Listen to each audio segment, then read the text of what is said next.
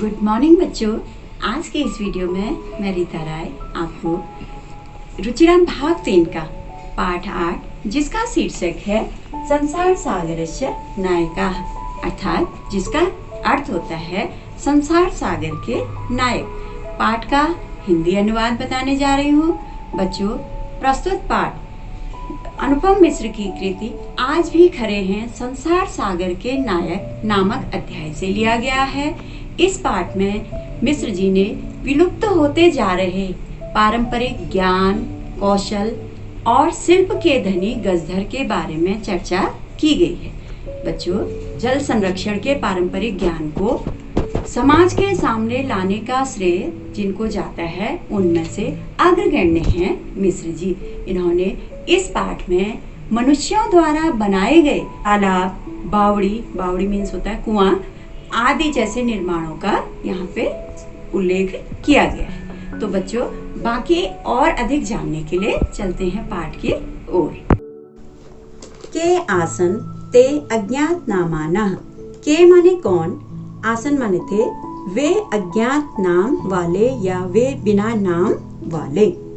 शतशः सहस्रशः तडागाः सहसैव शून्यात् न प्रकटीभूताः।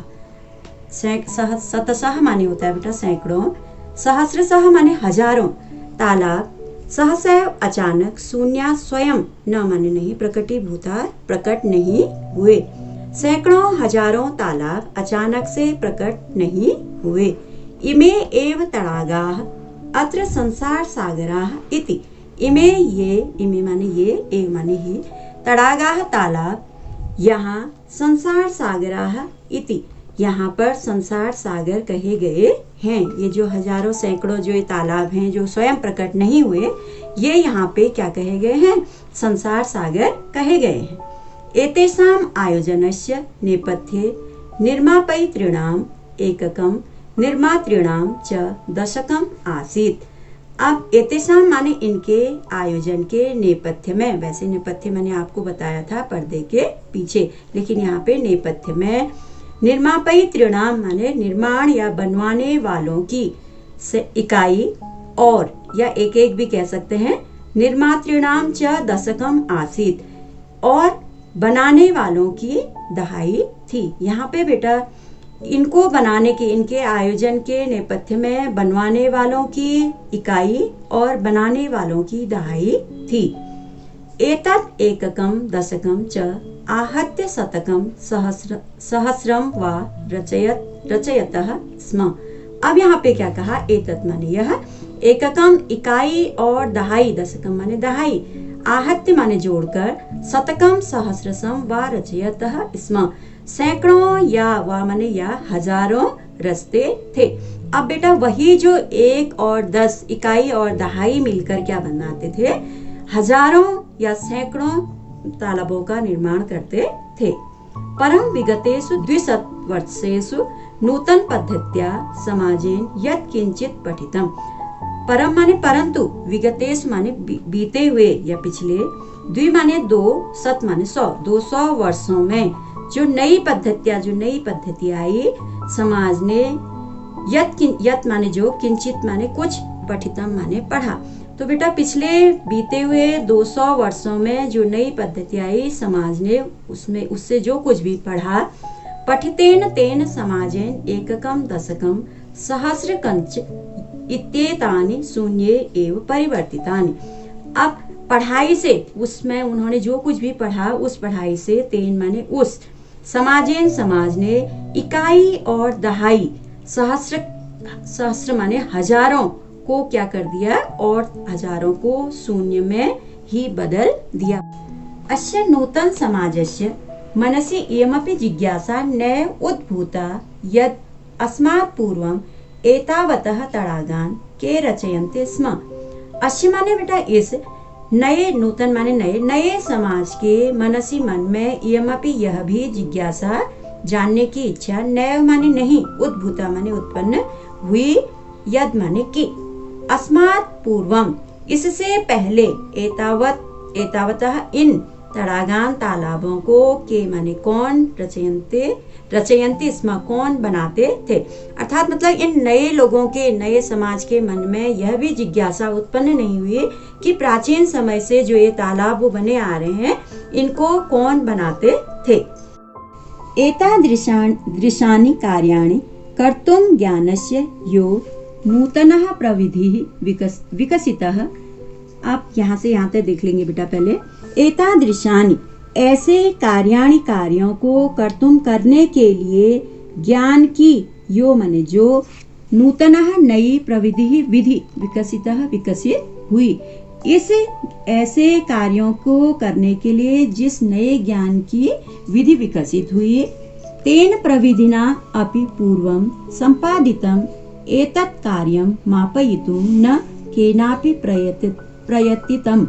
अब यहाँ पे क्या कहा, तेन माने उस, प्रविधिनापि प्रविधि धन अपि, यहाँ पे क्या हो गया, विशेष विधि के द्वारा, पूर्वम माने पहले, संपादितम माने किए गए, एतत् कार्यम इन कार्यों को, मापयितुम न केना मापने के लिए किसी ने भी प्रयास नहीं किया।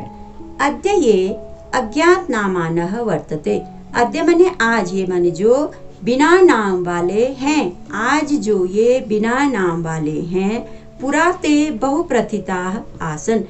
पुरा माने पहले, वे बहुप्रथिता बहुत प्रसिद्ध थे। अर्थात यहाँ पे बेटा कहने का मतलब यह है जिनको आज कोई नहीं जानता है वो पहले क्या थे, पुराने समय में बहुत ही प्रसिद्ध थे।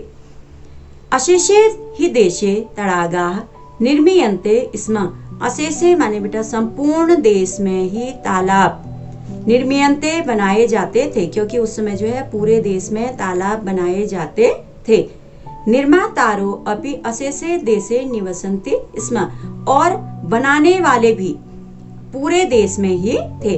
उसमें तालाब भी बनाए जाते थे पूरे देश में, संपूर्ण देश में, और संपूर्ण देश में उन तालाबों को बनाने वाले भी थे। गजधरः इति सुंदरः शब्दः तड़ाग निर्मातॄणां सादरं स्मरणार्थम। गजधर बेटा यह सुंदर शब्द तालाब बनाने वालों के लिए सादर स्मरण के लिए है, उनके लिए आदर और स्मरण के लिए है। राजस्थानस्य केषुचित् भागेषु शब्दो अयम् अद्यापि प्रचलितः। राजस्थान के कुछ भागों में यह शब्द अयम शब्दो अयम माने यह शब्द अद्यापि आज भी प्रचलित है। राजस्थान के कुछ भागों में जो है, ये तो स्मरणीय है ही इनका, तालाब बनाने वालों का जो ये गजधर नाम है ये याद करने योग्य है।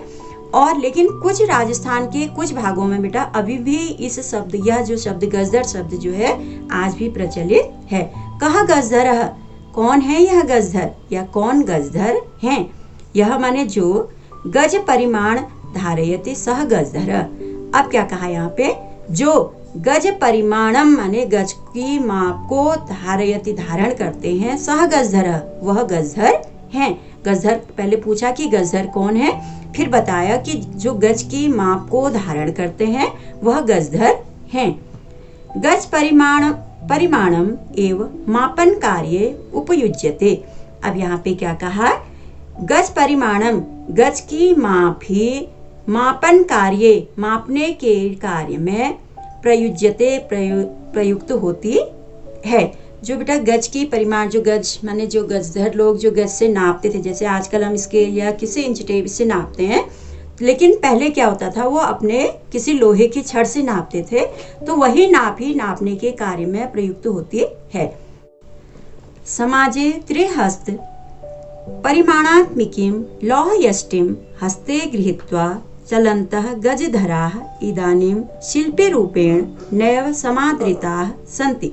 अब यहाँ पे क्या कहा बेटा, समाज में त्रिहस्त 3 हाथ की या 3 फुट की भी हम कह सकते हैं, परिमाणात्मिकीं नाप वाली, लौह यष्टिम, लौह माने लोहे की, यष्टिम माने छड़ को, हस्ते माने हाथ में, गृहीत्वा लेकर, चलन्तः चलने वाले, गजधराः गजधर, इदानीम अब, शिल्पी रूपेण शिल्पी के रूप में, नैव माने नहीं, समादृता माने सम्मानित, संति माने हैं।